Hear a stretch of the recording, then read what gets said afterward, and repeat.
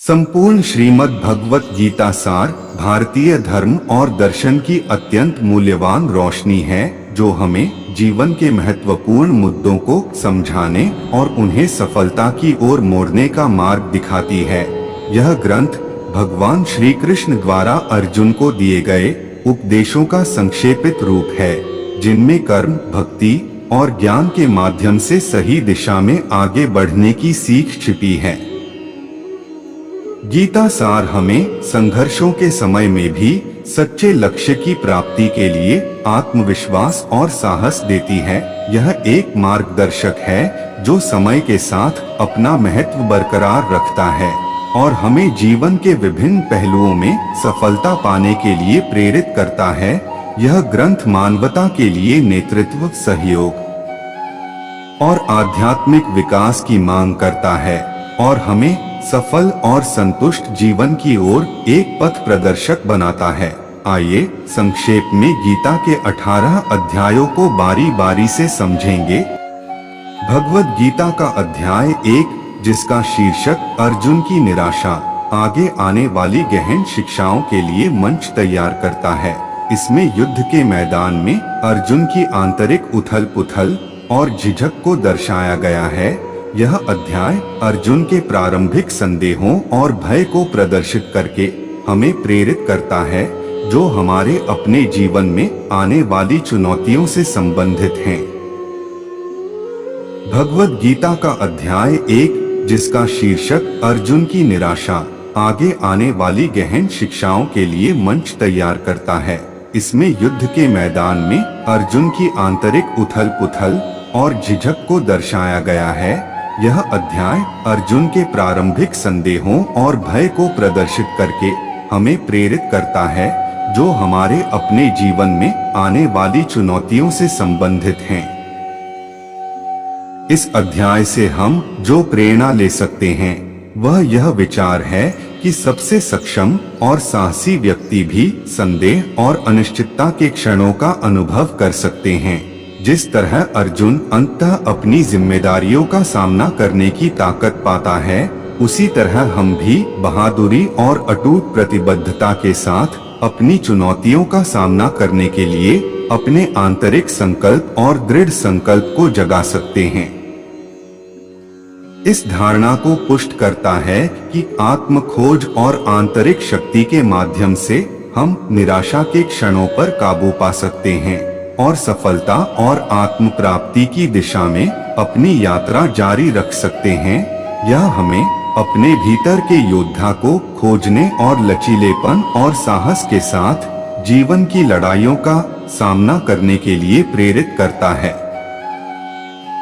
गीता का अध्याय 2, जिसका शीर्षक ज्ञान का योग है, स्वयं की प्रकृति, भौतिक दुनिया की नश्वरता और समता के महत्व के बारे में गहन ज्ञान प्रदान करता है।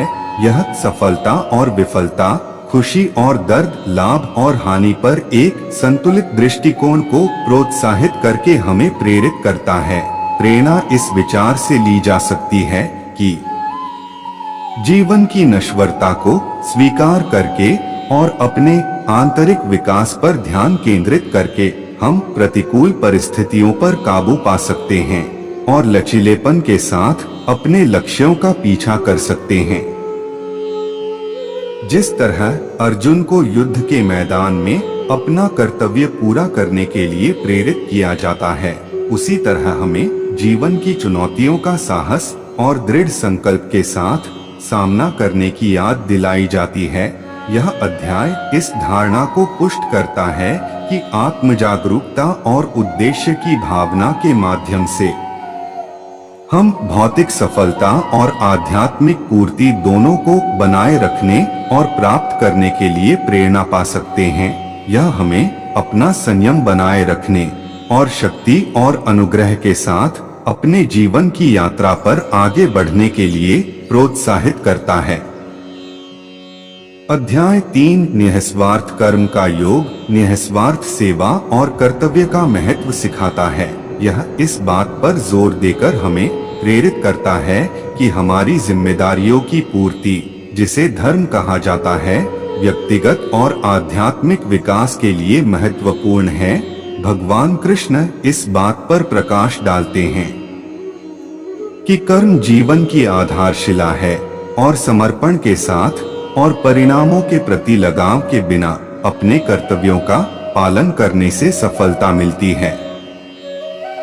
प्रेरणा इस विचार से ली जा सकती है कि हमारे कार्य जब निस्वार्थ भाव से किए जाएं, तो भौतिक और आध्यात्मिक दोनों तरह की प्रगति हो सकती है।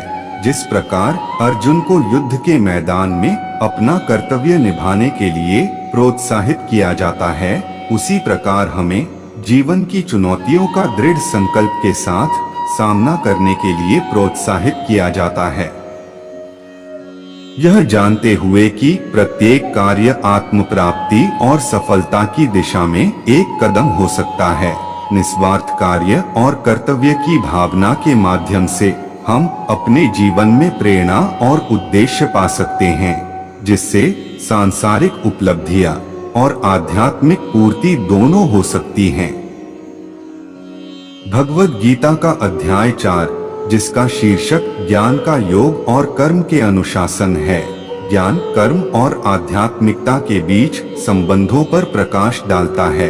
यह इस बात पर प्रकाश डालकर हमें प्रेरित करता है कि ज्ञान व्यक्तिगत विकास और आध्यात्मिक ज्ञान के लिए उत्प्रेरक है। भगवान कृष्ण एक अनुभवी शिक्षक से सीखने के महत्व और अज्ञानता से परे जाने के लिए ज्ञान की शक्ति के बारे में बताते हैं। प्रेरणा इस विचार से ली जा सकती है कि निरंतर सीखना और आत्म सुधार सफलता की कुंजी है। जिस प्रकार अर्जुन को भगवान कृष्ण से अंतर्दृष्टि प्राप्त होती है, उसी प्रकार हम अपने जीवन में चुनौतियों से उबरने और अपने लक्ष्यों को प्राप्त करने के लिए मार्गदर्शन प्राप्त कर सकते हैं। यह अध्याय इस विचार को पुष्ट करता है कि ज्ञान एक मूल्यवान संपत्ति है जो हमें उद्देश्य, पूर्ति और उपलब्धि का जीवन जीने के लिए सशक्त बना सकती है। यह हमें आजीवन सीखने वाले बने रहने और उस ज्ञान की तलाश करने के लिए प्रेरित करता है जो व्यक्तिगत और आध्यात्मिक विकास दोनों की ओर ले जाता है। अध्याय 5 कार्य के त्याग का योग, कर्म और त्याग के सामंजस्यपूर्ण एकीकरण की पड़ताल करता है। यह अध्याय हमें इस बात पर जोर देकर प्रेरित करता है कि हम कर्मों का त्याग करके नहीं, बल्कि निस्वार्थ भाव से और समर्पण के साथ अपनी जिम्मेदारियों को निभाकर उद्देश्यपूर्ण जीवन जी सकते हैं। यह समझने से प्रेरणा ली जा सकती है कि सच्चा त्याग केवल शारीरिक क्रियाओं का त्याग नहीं है, बल्कि इच्छाओं और अहंकार का मानसिक त्याग है। यह हमें परिणामों से अलग रहते हुए अपनी सांसारिक जिम्मेदारियों को अपनाने के लिए प्रेरित करता है, जिससे संतुलन और संतुष्टि मिलती है। मुख्य उपाय यह है कि निस्वार्थ कर्म और भक्ति का अभ्यास करके हम आध्यात्मिक विकास, सफलता और पूर्णता प्राप्त कर सकते हैं। यह अध्याय हमें आध्यात्मिक प्राप्ति और आंतरिक शांति के मार्ग पर टिके रहते हुए समर्पण, उत्साह और उद्देश्य की भावना के साथ अपने कर्तव्यों को निभाने की प्रेरणा खोजने के लिए प्रोत्साहित करता है। भगवद गीता का अध्याय 6 ध्यान का योग, ध्यान और आत्मनियंत्रण के अभ्यास में अंतर्दृष्टि प्रदान करता है। यह आंतरिक शांति और आत्मानुशासन की शक्ति को उजागर करके हमें प्रेरित करता है। ध्यान, जैसा कि भगवान कृष्ण बताते हैं, आत्म साक्षात्कार का एक मार्ग है और यह हमें अपने मन की क्षमता का दोहन करने में सक्षम बनाता है।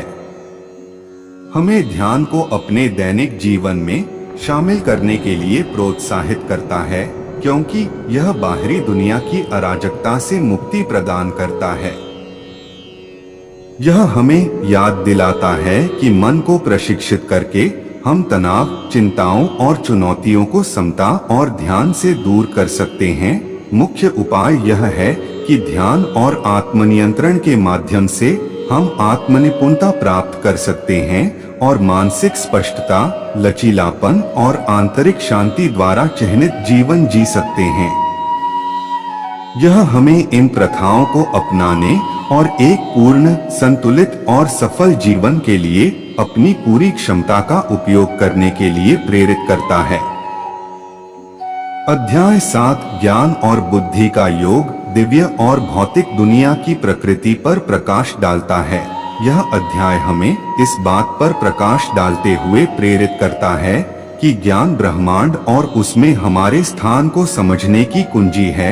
यह हमें ज्ञान प्राप्त करने और हमारे जीवन को नियंत्रित करने वाले आध्यात्मिक सत्यों की गहरी समझ विकसित करने के लिए प्रोत्साहित करता है।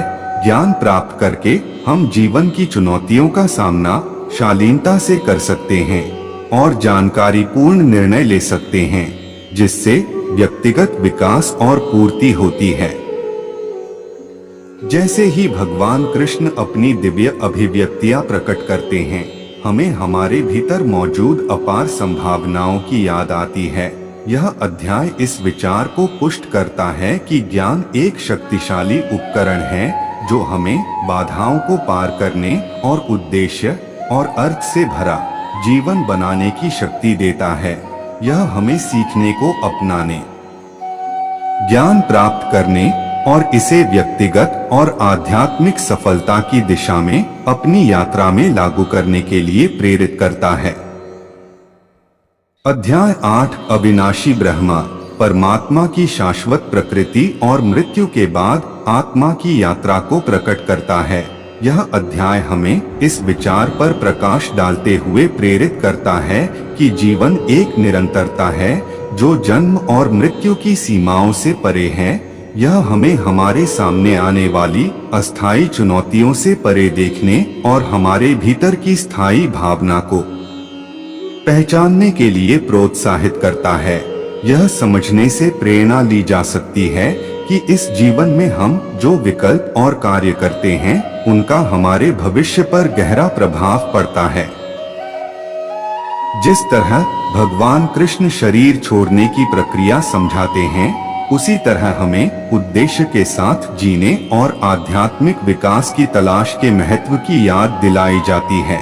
हमारे पास अपने भाग्य को आकार देने की शक्ति है और हर पल व्यक्तिगत और आध्यात्मिक उन्नति का अवसर है। यह हमें इरादे और समर्पण के साथ जीने के लिए प्रेरित करता है। यह जानते हुए कि हमारे आज के कार्य ज्ञानोदय और शाश्वत आनंद की ओर हमारे मार्ग को प्रभावित कर सकते हैं। अध्याय 9 सबसे गुप्त ज्ञान और सबसे गोपनीय ज्ञान परमात्मा की सार्वभौमिक प्रकृति पर गहन ज्ञान प्रदान करता है। यह अध्याय इस बात पर जोर देकर हमें प्रेरित करता है कि परमात्मा सर्वव्यापी है और सभी के लिए सुलभ है। यह समस्त अस्तित्व के स्रोत के साथ गहरे संबंध को प्रोत्साहित करता है। प्रेरणा इस समझ से ली जा सकती है कि हमारी पृष्ठभूमि या परिस्थितियों की परवाह किए बिना हम परमात्मा के साथ एक प्रेमपूर्ण और समर्पित संबंध स्थापित कर सकते हैं। जैसे भगवान कृष्ण अपनी सर्वव्यापकता को प्रकट करते हैं, हमें याद दिलाया जाता है कि आध्यात्मिक विकास और पूर्णता का मार्ग हमारी पहुंच के भीतर है। यह हमें रोजमर्रा की पवित्र चीजों को पहचानने और अपने कार्यों में अर्थ खोजने के लिए प्रेरित करता है।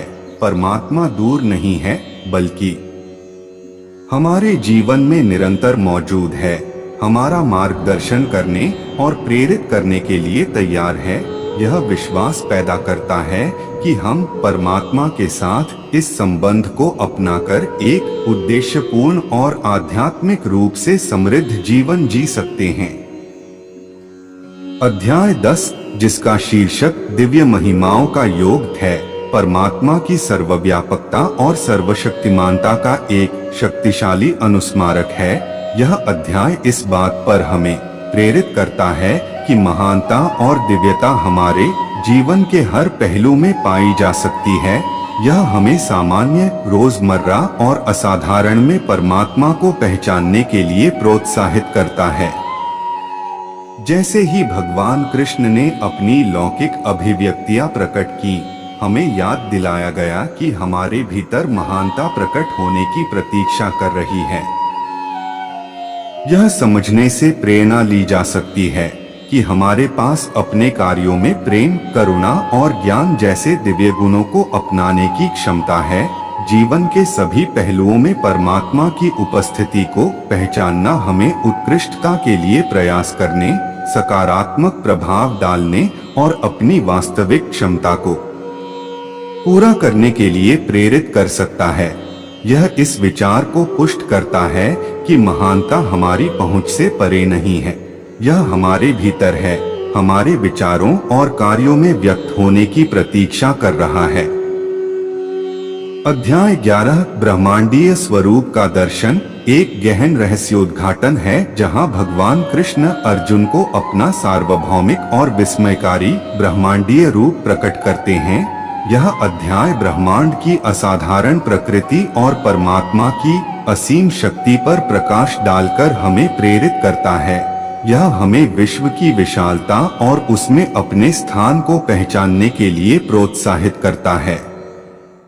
जिस तरह अर्जुन इस दिव्य दृष्टि से आश्चर्यचकित था, उसी तरह हम यह समझने में प्रेरणा पा सकते हैं कि ब्रह्मांड में एक भव्य, परस्पर जुड़ी योजना काम कर रही है। यह हमें याद दिलाता है कि चुनौतियों का सामना करते हुए भी हम किसी बड़ी चीज का हिस्सा हैं। यह एहसास हमें दृढ़ संकल्प के साथ बाधाओं को दूर करने के लिए प्रेरित कर सकता है, यह जानते हुए कि हम एक बड़े उद्देश्य और एक उच्च शक्ति से जुड़े हुए हैं। हमारे भीतर जीवन की चुनौतियों का सामना करने और दुनिया पर सकारात्मक प्रभाव डालने की ताकत निहित है। अध्याय 12 भक्ति का योग ईश्वर के प्रति अटूट भक्ति और प्रेम के गुणों का गुणगान करता है। यह इस बात पर बल देकर हमें प्रेरित करता है कि आध्यात्मिक अनुभूति प्राप्त करने के लिए विद्वान या योगी होना आवश्यक नहीं है, शुद्ध भक्ति से भरा हृदय ही काफी है। यह अध्याय हमें विश्वास में सांत्वना खोजने और हमारी पृष्ठभूमि या ज्ञान की परवाह किए बिना सार्वभौमिक स्रोत के साथ गहरा प्रेमपूर्ण संबंध विकसित करने के लिए प्रोत्साहित करता है। यह सिखाता है कि ऐसी भक्ति जीवन की चुनौतियों के माध्यम से एक मार्गदर्शक प्रकाश के रूप में कार्य कर सकती है, शक्ति, लचीलापन और उद्देश्य प्रदान कर सकती है। संक्षेप में अध्याय 12 हमें परमात्मा के साथ एक गहरा रिश्ता विकसित करने के लिए प्रेरित करता है, हमें याद दिलाता है कि प्रेम और भक्ति के माध्यम से हम बाधाओं को दूर करने और अर्थ पूर्णता और आंतरिक शांति का जीवन जीने की प्रेरणा पा सकते हैं। अध्याय 13 जिसका शीर्षक क्षेत्र और उसके ज्ञाता है, हमें भौतिक शरीर और शाश्वत आत्मा के बीच अंतर के बारे में सिखाता है। यह अध्याय आत्म जागरूकता के महत्व पर जोर देकर हमें प्रेरित करता है। यह हमें अपने वास्तविक स्वरूप को पहचानने के लिए प्रोत्साहित करता है, जो हमारे भौतिक स्वरूप से भिन्न है। मुख्य उपाय यह है कि हम केवल शरीर नहीं हैं, हम भीतर सचेतन पर्यवेक्षक हैं। इसे समझने से हमें जीवन की चुनौतियों से ऊपर उठने, लचीला बने रहने और कठिनाइयों का सहजता से सामना करने की शक्ति मिलती है। यह हमें यह एहसास करने के लिए प्रेरित करता है कि हम परिस्थितियों से बंधे नहीं हैं, बल्कि हमारे पास अपने जीवन को बदलने और अपनी वास्तविक क्षमता को पूरा करने की आंतरिक शक्ति है। अपनी शाश्वत प्रकृति को अपनाकर हम उद्देश्यपूर्ण जीवन जी सकते हैं और दूसरों को भी ऐसा करने के लिए प्रेरित कर सकते हैं। भगवद गीता का अध्याय 14 जिसका शीर्षक है 3 गुणों के विभाजन का योग 3 गुणों की अवधारणा पर प्रकाश डालता है। अच्छाई, जुनून और अज्ञान जो मानव को प्रभावित करते हैं। व्यवहार, यह अध्याय आत्म जागरूकता की शक्ति पर जोर देकर हमें प्रेरित करता है। यह हमें उन गुणों को पहचानने के लिए प्रोत्साहित करता है जो हमारे कार्यों और विचारों पर हावी हैं और सचेत रूप से अच्छाई के गुणों का पोषण करते हैं। यह समझकर कि हमारे पास अपनी मानसिकता को बदलने और सकारात्मक गुणों को विकसित करने की क्षमता है, हम व्यक्तिगत विकास और सफलता की यात्रा शुरू कर सकते हैं। यह सिखाता है कि भले ही हम कुछ गुणों से प्रभावित हों, हम अपने चरित्र को ऊंचा उठाने का प्रयास कर सकते हैं और अधिक संतुलित, सामंजस्यपूर्ण और पूर्ण जीवन की ओर बढ़ सकते हैं। यह अध्याय एक अनुस्मारक के रूप में कार्य करता है कि सही जागरूकता और इरादे से हम खुद को बदल सकते हैं और एक उज्जवल भविष्य बना सकते हैं। अध्याय 15, जिसे सर्वोच्च व्यक्ति का योग के रूप में जाना जाता है, दिव्य भौतिक संसार और व्यक्तिगत आत्मा के बीच शाश्वत संबंध को स्पष्ट रूप से चित्रित करता है। अध्याय में एक ब्रह्मांडीय वृक्ष के रूपक का उपयोग किया गया है, जिसकी जड़ें ऊपर और शाखाएं नीचे हैं, जो ब्रह्मांड के अंतर संबंध का प्रतीक है। प्रेरक लहजे में यह अध्याय हमें दुनिया और हमारे जीवन को व्यापक संदर्भ में देखना सिखाता है। यह हमें यह पहचानने के लिए प्रेरित करता है कि विकास, सफलता और खुशी की हमारी क्षमता आध्यात्मिक और ब्रह्मांडीय व्यवस्था के साथ गहराई से जुड़ी हुई है। इस अंतर संबंध को समझकर हमें जीवन की चुनौतियों को अनुग्रह और कृतज्ञता के साथ पार करने की प्रेरणा मिलती है, यह जानते हुए कि हम किसी बड़ी चीज का हिस्सा हैं।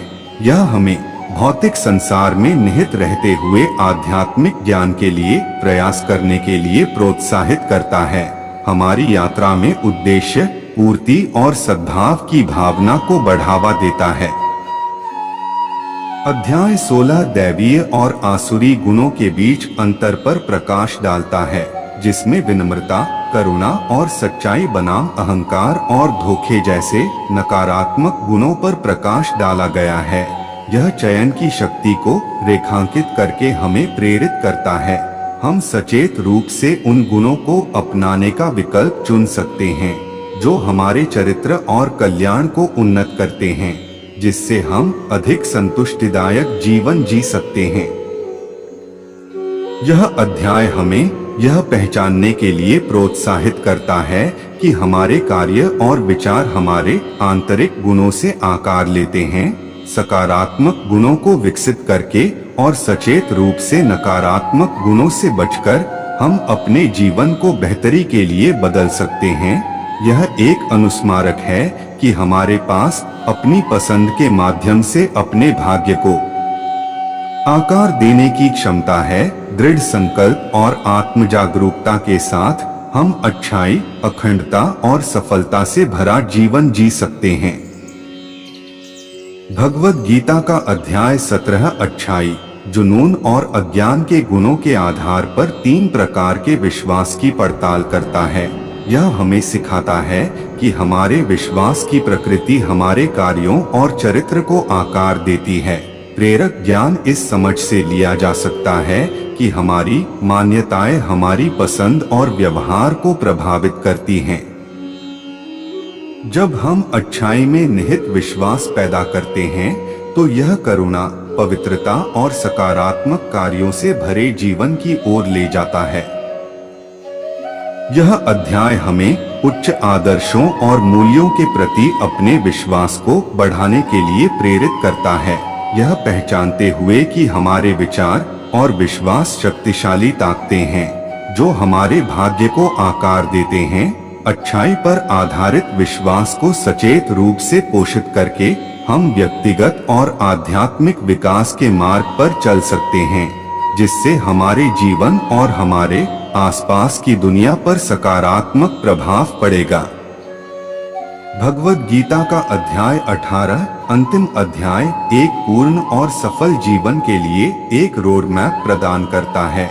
यह आत्म जागरूकता और किसी के अद्वितीय स्वभाव और कर्तव्य को समझने के महत्व को रेखांकित करता है।